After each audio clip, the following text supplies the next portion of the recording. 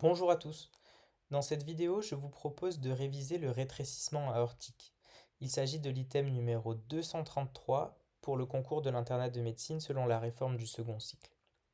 Alors le rétrécissement aortique est la valvulopathie cardiaque la plus fréquente. Pour rappel, la valve aortique est une valve cardiaque qui se situe entre le ventricule gauche et l'aorte.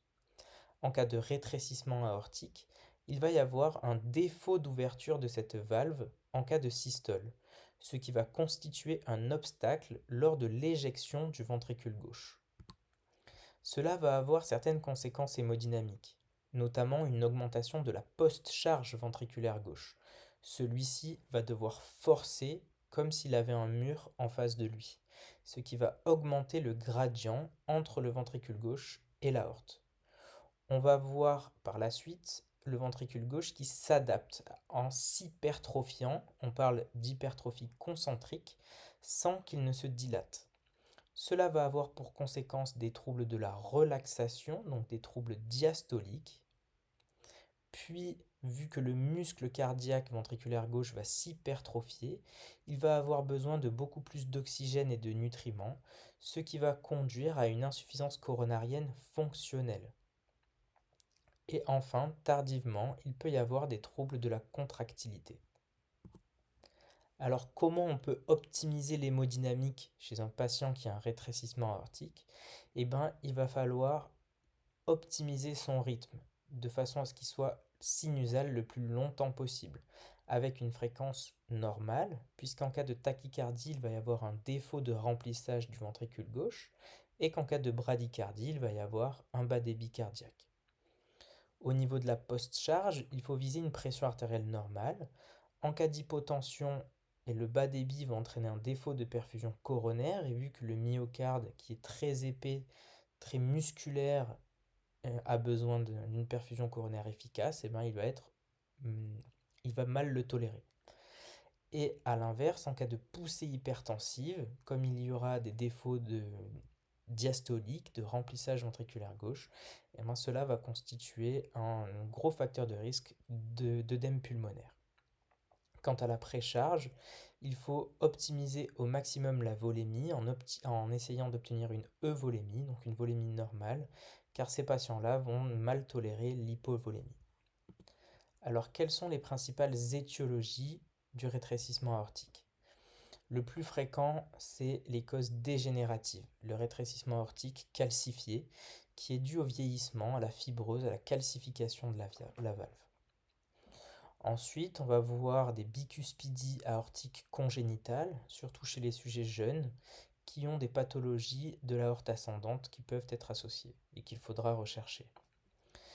Et dans les pays industrialisés, c'est devenu rare. On parle de maladies post-rhumatismales chez certains sujets jeunes avec des atteintes polyvalvulaires. À l'examen clinique, les signes fonctionnels sont longtemps asymptomatiques, mais l'on peut voir des symptômes à l'effort, notamment la dyspnée, l'angor, des syncopes, voire des lipothymies, et tardivement une insuffisance cardiaque.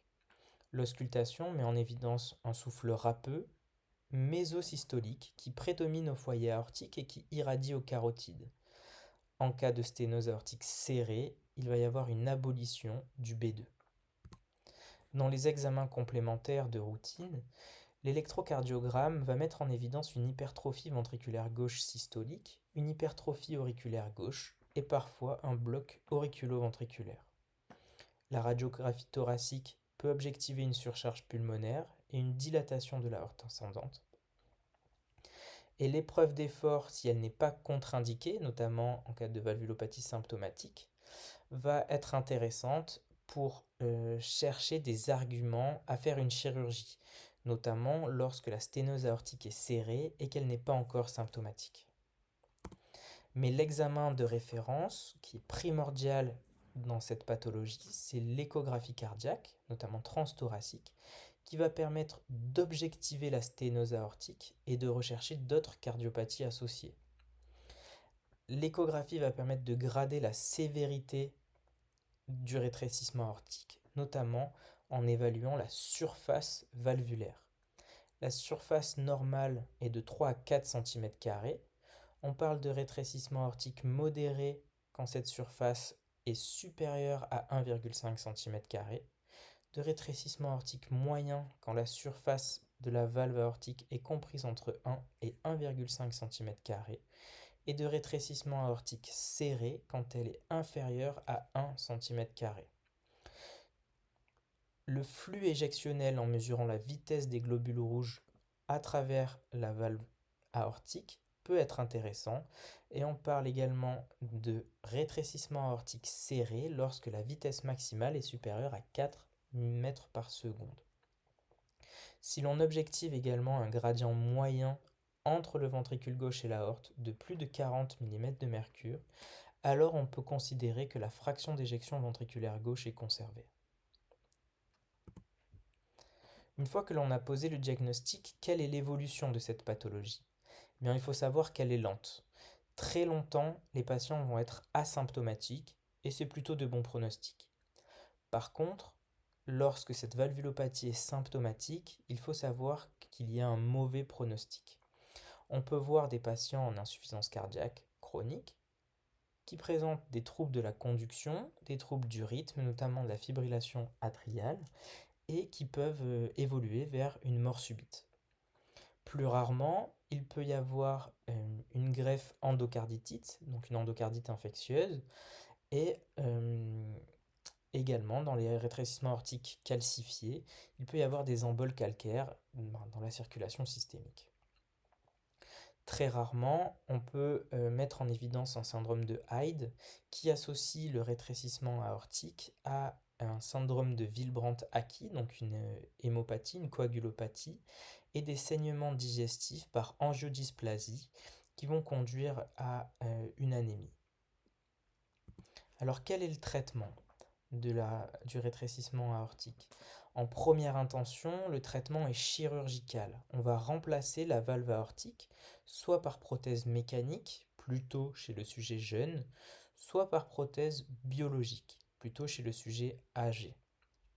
Les indications de ce traitement chirurgical, ce sont tous les rétrécissements aortiques serrés et symptomatiques, ou alors non serrés et asymptomatiques, serré et asymptomatique avec une épreuve d'effort positive, ou alors non serré et asymptomatique avec certains critères échographiques, notamment un retentissement important sur le ventricule gauche, ou alors un rétrécissement très serré ou d'évolution rapide. Lorsque la chirurgie n'est pas possible, qu'elle est contre-indiquée, on peut faire un traitement médical percutané, soit par valvuloplastie aortique au ballon, on va gonfler un ballon à travers la valve aortique pour la dilater, soit on peut implanter une nouvelle prothèse par voie percutanée. Cela nécessite des réunions de concertation pluridisciplinaire et on va retenir cette indication quand la chirurgie est contre-indiquée, que la personne est très âgée avec des facteurs de mauvais pronostic mais qui ont une espérance de vie de plus de 1 an. Donc en conclusion, le rétrécissement aortique est la valvulopathie la plus fréquente, il est important de la connaître.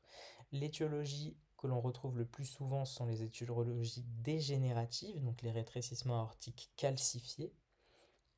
L'évolution est lentement progressive, très longtemps asymptomatique, mais lorsque cela devient symptomatique, on peut mettre en évidence des dyspnées, de l'angor, jusqu'à l'insuffisance cardiaque et la mort subite, et donc c'est pour cela que c'est de mauvais pronostics. L'examen clé à penser, c'est l'échocardiographie transthoracique, qui est primordiale pour évaluer la sévérité et le retentissement cardiaque de cette pathologie. Selon les indications et notamment en cas de rétrécissement aortique serré, le traitement de première intention est la chirurgie de remplacement valvulaire. On a dit biologique plutôt chez le sujet âgé, mécanique plutôt chez les sujets jeunes. Et en cas de contre-indication à la chirurgie, on va privilégier un traitement percutané. Bon courage dans vos révisions!